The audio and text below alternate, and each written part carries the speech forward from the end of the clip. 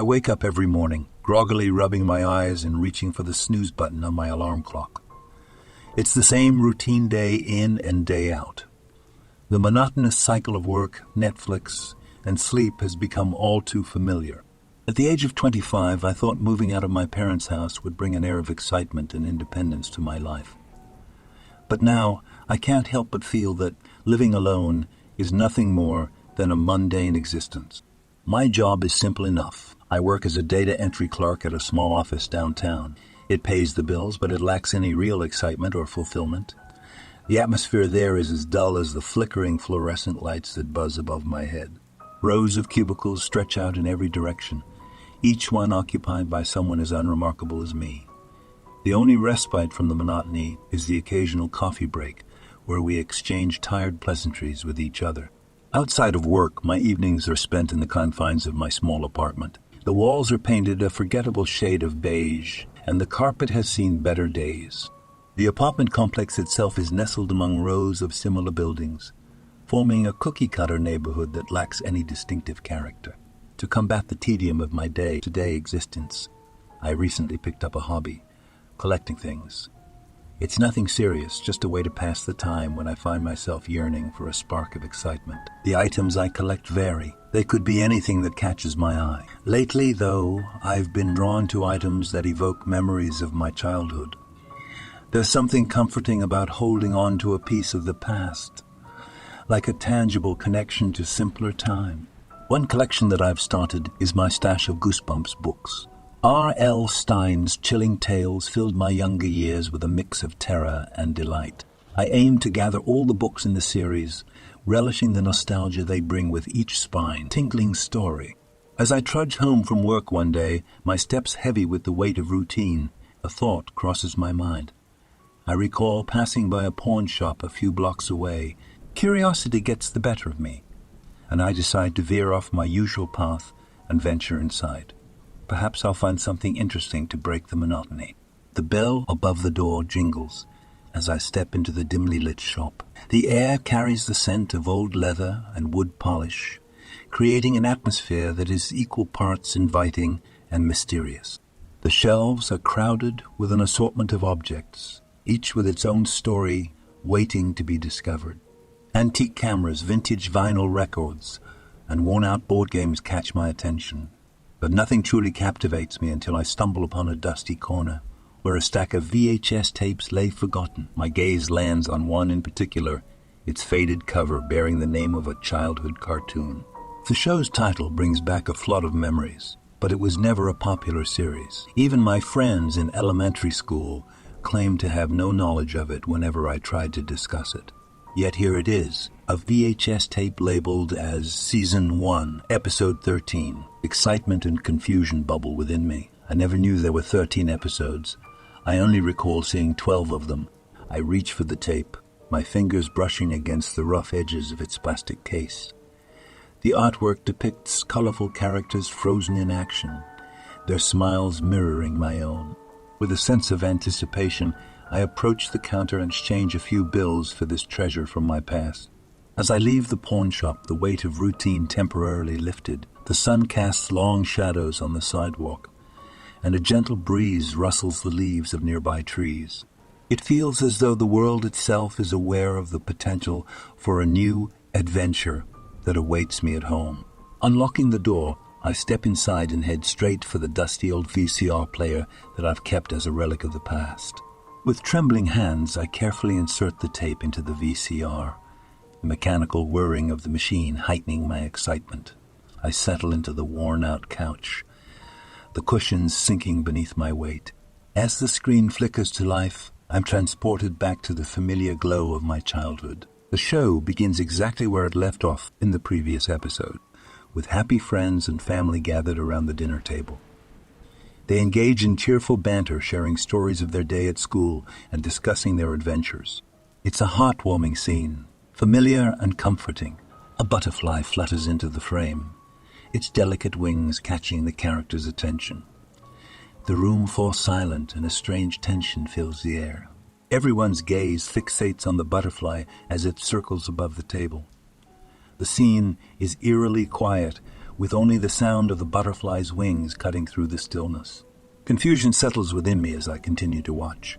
This must be some sort of bizarre joke inserted into the episode, I think to myself. But the characters remain frozen, their eyes locked on the tiny intruder. The scene continues like this for a while, and eventually it becomes to feel unnatural and prolonged.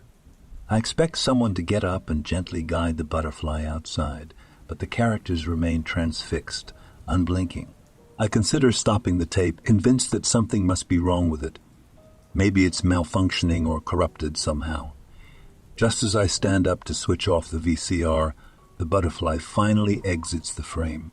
Intrigued, I sit back down and focus on the screen once again, hoping for a resolution to this strange interlude.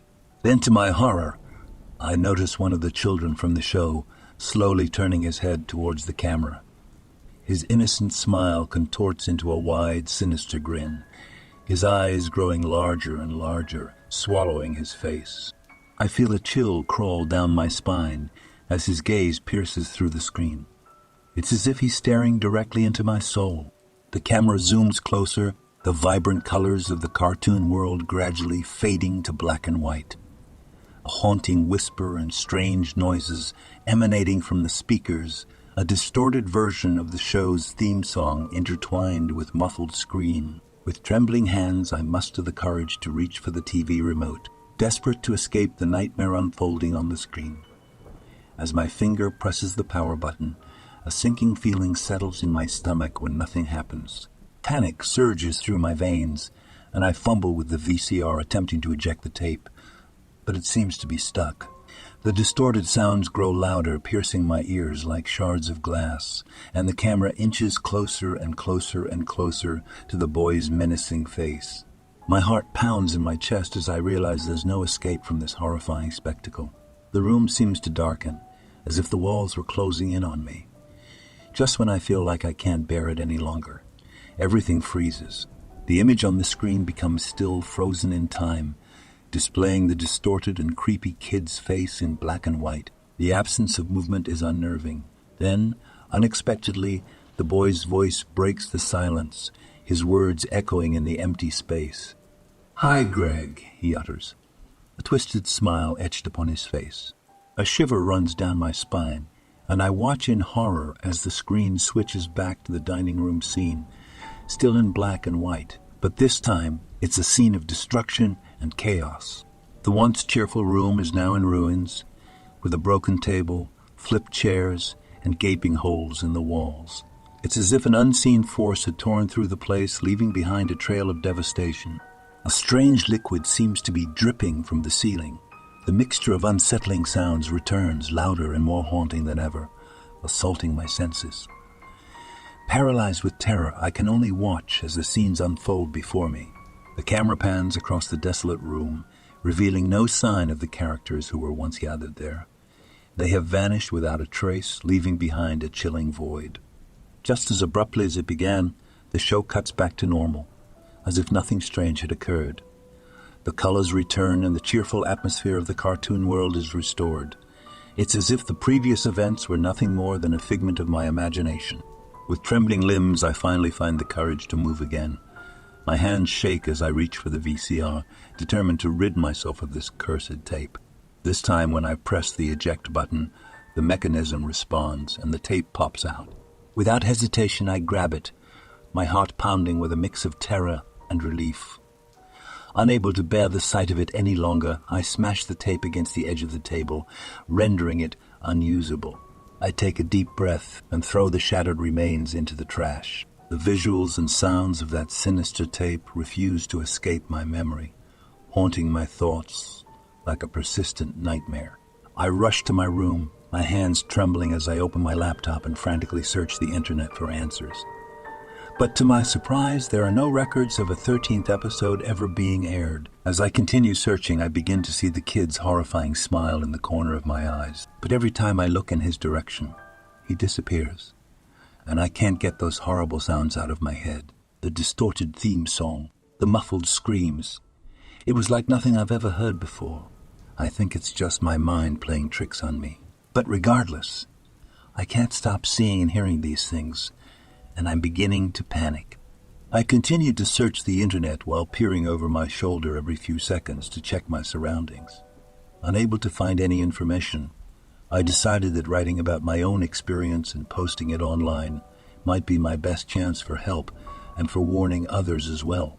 If you find yourself reading this post, please understand that this is very real and not some sort of practical joke.